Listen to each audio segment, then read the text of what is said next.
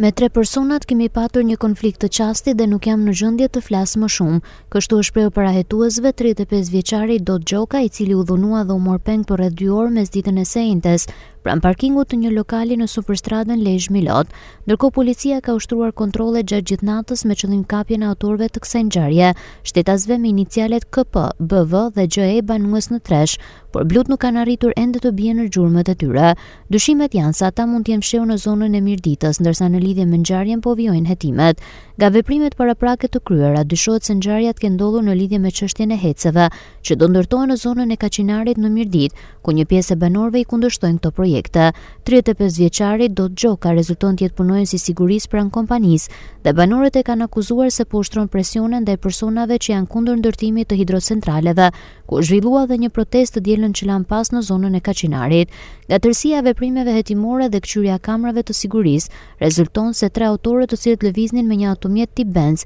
i kanë ndjekur lëvizjet e 35 vjeçarit dhe sapo ka hyrë në parkingun e një lokali në superstradën Lezhë Milot, ja konfliktuar me të dhe më pas e kanë marrë forcërisht në makinën e tyre dhe janë larguar në drejtim të Mirditës. Autorët kanë ushtruar dhunë ndaj 35 vjeçarit Dot Gjoka, duke shkaktuar fraktura të shumta në kokë dhe përballë ndjekjes nga policia pas 2 orësh e kanë lënë të lirë në zonën e Rasfikut në Mirdit dhe më pas janë larguar. 35 vjeçari u mor nga blut dhe u dërguar për ndihmë mjekësore në urgjencën e spitalit të Lezhës, ku ndodhet në kujdesin e bluzave të bardha, fatmirësisht jashtë rrezikut për jetën, ndërsa me përmirësimin e gjendjes shëndetësore pritet të merret sërish në pyetje nga hetuesit për të mësuar më tepër detaje rreth ngjarjes.